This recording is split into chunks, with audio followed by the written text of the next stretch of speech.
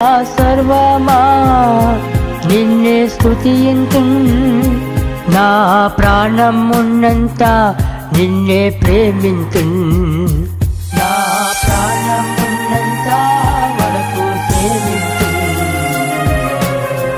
కల్వారి శిలువలో కాచిన రక్తము, విలువైన రక్తము, పరిశుద్ధ రక్తము, విలువైన రక్తము, పరిశుద్ధ రక్తము.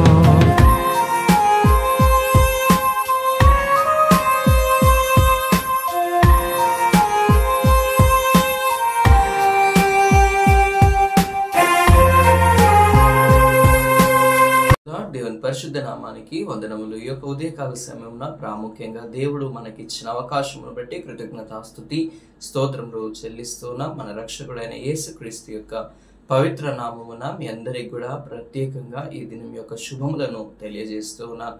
అందరూ ఎలా ఉన్నారు? బాగున్నారా?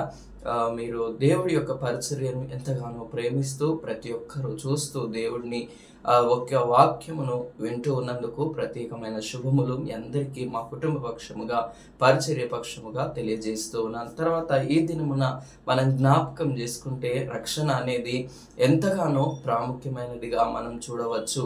ఎందుకనగా ప్రాముఖ్యమైన రక్షణను అనేకులుగా ఉన్నవారు యూట్యూబ్లో చూస్తూ ఉన్నాను. ఎన్నో వీడియోస్ ఇప్పుడే చూడండి, అది చూడగానే మీరు ఈ విధంగా ఇదవుతారు అని ఎన్నో కామెంట్స్ మనకు కనిపిస్తూ ఉన్నాయి. కానీ రక్షణ అనేది ఎవరిస్తే ఎక్కడి నుండి వచ్చేది అని జ్ఞాపకం చేసుకోవాలి. రక్షణ అనగా ఏంటిది? అసలు రక్షణ అంటే ఏంటిది? రక్షించబడుతూ ఉన్నాం అని అంటూ ఉన్నాం.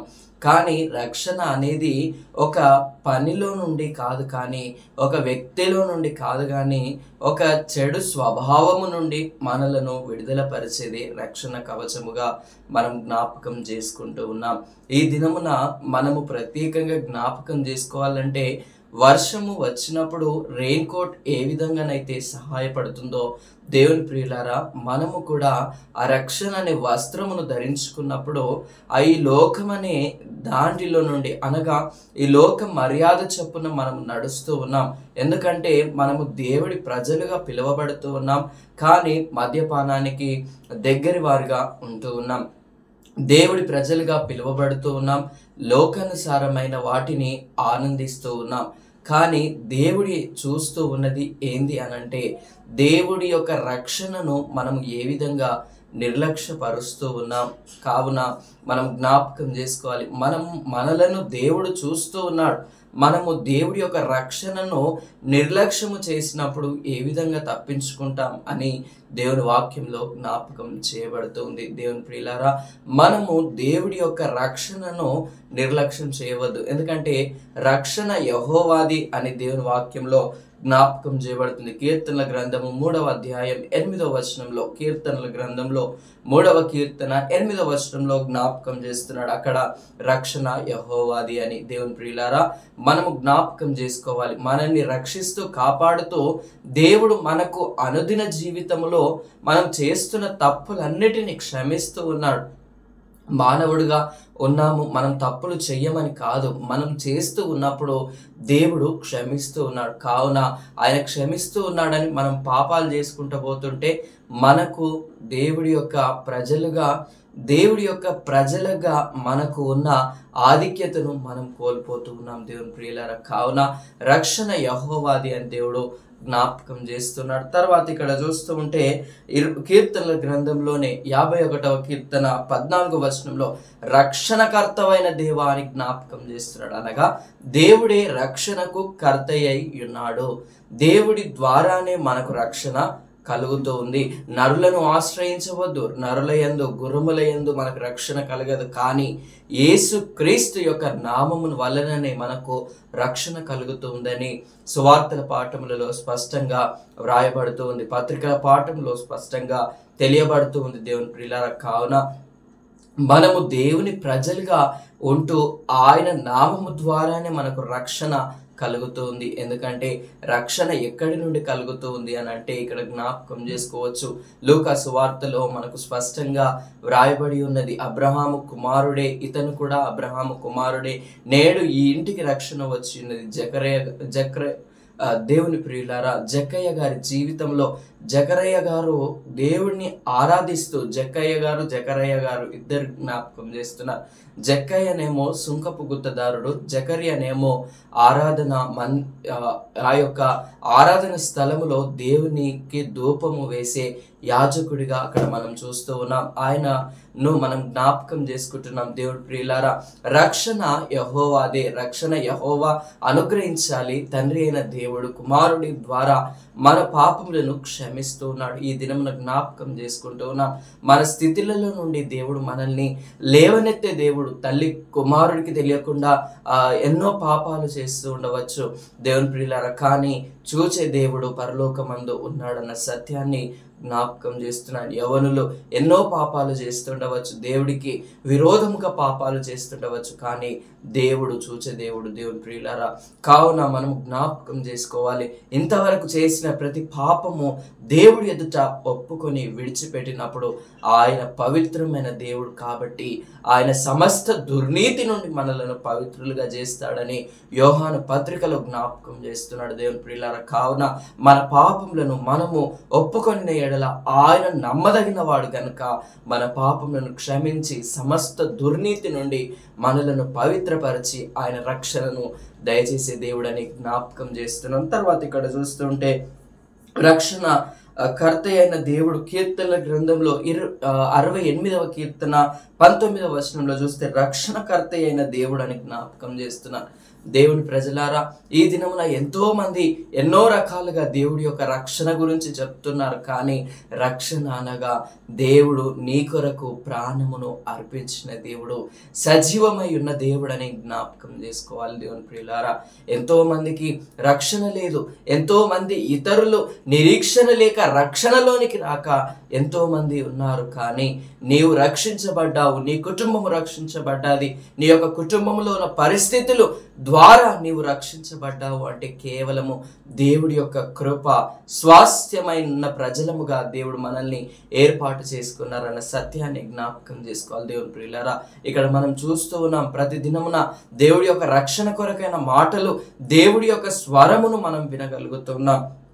ఇక్కడ చూస్తే హెబ్రీ పత్రికలో నిత్య రక్షణకు కారణమైన దేవుడు అని జ్ఞాపకం చేసుకోవచ్చు. నిత్య రక్షణ దేవుడు అనుగ్రహించేది దేవుని ప్రియులారా. దేవుడి ప్రజలముగా మనము ఆ యొక్క నిత్య రక్షణలో పాలు పొందవలసిన వారం. ఈ విధంగా నిత్యాగ్నిలోనికి పోకుండా మన యొక్క ప్రవర్తనను, మన యొక్క జీవితాలను సరి చేసుకున్నప్పుడు దేవుడు ఎంతగానో సంతోషిస్తూ మన యందు తన కృపను కుమ్మరిస్తారు అనేది జ్ఞాపకం చేసుకోవాలి. తర్వాత చూస్తూ ఉంటే ఈ యొక్క వచనముల ద్వారా మీకు ఏ విధంగా రక్షణ కలుగుతుంది అని అంటే అపోస్తుల కార్యములో 4వ అధ్యాయం 12వ వచనంలో జ్ఞాపకం చేయబడుతూ ఉంది. రక్షణ ఎవరి వలన కలుగుతూ ఉంది అని అంటే దేవుడి నామము ద్వారానే రక్షణ కలుగుతూ ఉంది.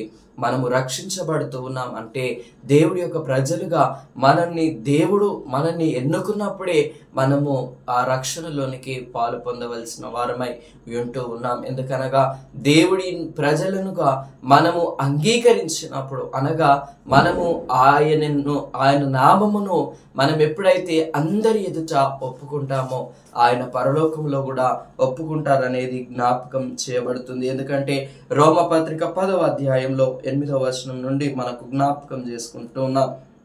అదేమని చెప్పుచున్నది, వాక్యము నీ యొద్దను, నీ నోటను, నీ హృదయంలోనూ ఉన్నది, అది మేము ప్రకటించు విశ్వాస వాక్యమే.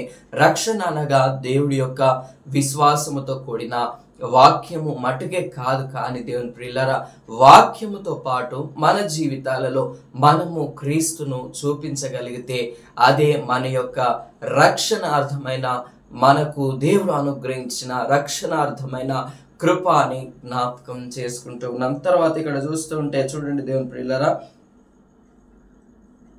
9వ వచనంలో, అదేదనగా యేసు ప్రభు అని నీ నోటితో ఒప్పుకొని, చూడండి దేవుని ప్రియులారా, అదేమని చెప్పుచున్నది, 9వ వచనం, అదేమనగా యేసు ప్రభు అని నీ నోటితో ఒప్పుకొని దేవుడు మృతుల నుండి లేపెనని, చూడండి దేవుని ప్రియులారా, దేవుడు లేపెనని మనము మృతులలో నుండి ఆయనను లేపెనని నీ హృదయమందు విశ్వసించిన ఎడల నీవు రక్షించబడదువు.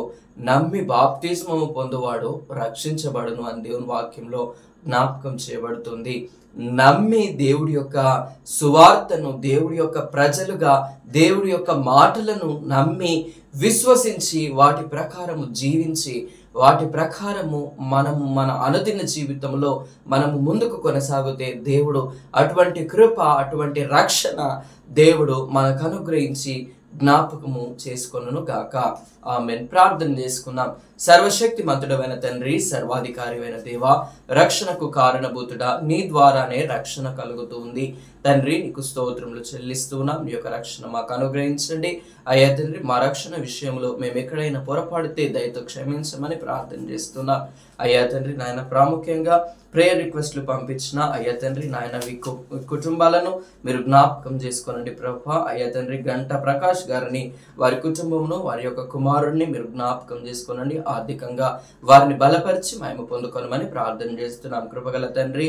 అదే విధంగా డేవిడ్, శైలజ, సునీల్ని మీరు జ్ఞాపకం చేసుకోనండి ప్రభా. నాయన నీకు స్తోత్రములు చెల్లిస్తున్నాం. డేవిడ్ గారిని మీరు జ్ఞాపకం చేసుకోనండి. నీ యొక్క రక్షణ, నీ యొక్క కృప అయ్యా తండ్రి వారికి అనుగ్రహించమని ప్రార్థన చేస్తున్నాం అయ్యా తండ్రి. శైలజ, సునీల్ గారిని మీరు జ్ఞాపకం చేసుకోనండి. రక్షణ అయ్యా తండ్రి వారికి కావలసిన కృపను దయచేయండి తండ్రి. వారి మధ్యలో సమాధాన స్థితిని మీరు దయచేయండి ప్రభా. అదే విధంగా అయ్యా తండ్రి నాయన వారికి కుమార్తె ఉన్నది ప్రభా. 6 సంవత్సరంలో అయ్యా తండ్రి బిడ్డ జీవితంలో, భవిష్యత్తులో మీరు తోడుగా ఉండమని ప్రార్థన చేస్తున్నాం అయ్యా తండ్రి. వారికి సమాధాన స్థితిని మీరు దయచేయండి ప్రభా. అయ్యా తండ్రి వారు దేనికోసమైతే కనిపెడుతున్న యందు ప్రార్థన చేస్తున్నారు అయ్యా తండ్రి, వారికి సమాధాన స్థితిని దయచేయమని ప్రార్థన చేస్తున్నాం అయ్యా తండ్రి. లక్కీ కొరకు ప్రార్థన చేస్తున్నాం. క్షేమమును దయచేయండి. భరత్ కుమార్ చదువులలో అయ్యా తండ్రి మంచి ఆరోగ్యమును, క్షేమమును అనుగ్రహించి మీరే మహిమ పొందుకోనమని ప్రార్థన చేస్తున్నాం. ప్రతి ఒక్కరి కొరకు ప్రార్థించడానికి అయ్యా తండ్రి మీ యొక్క రక్షణ, మీ యొక్క కృప అయ్యా తండ్రి మాకు అనుగ్రహించి నీ రెక్కల చాటున భద్రపరుచుకొని నీ పరిచర్యకు కావలసిన ప్రతి దానిని అయ్యా తండ్రి మీరే జ్ఞాపకం చేసుకొని అనుగ్రహించి మీరే మహిమ పొందుకుంటారని నజరేయుడైన యేసుక్రీస్తు వారి పరిశుద్ధమైన నామమున అయ్యా తండ్రి అని మొరపెట్టుకొనొచ్చు. మా కొరకు అయ్యా తండ్రి రానయ్యున్న రక్షకుడైన యేసుక్రీస్తు పరిశుద్ధ నామమున అయ్యా తండ్రి అని మొరపెట్టుకొనొచ్చు. ఇంకను అయ్యా తండ్రి ప్రేయర్ రిక్వెస్ట్లు చెప్పిన వారిని, పంపిస్తున్న వారిని పేరు పేరు వరుసన మీరే జ్ఞాపకం చేసుకొని ఆదరించి ధైర్యపరచి బలపరచగలరని యేసుక్రీస్తు పరిశుద్ధ నామం అడిగి వేడుకుంటున్నాము తండ్రి. ఆమేన్. దేవుడు మిమ్మును, మీ కుటుంబాలను మెండుగా నిండుగా దీవించి ఆశీర్వదించి దేవుడు తన కృపలో జ్ఞాపకం చేసుకొనును గాక. ఆమేన్.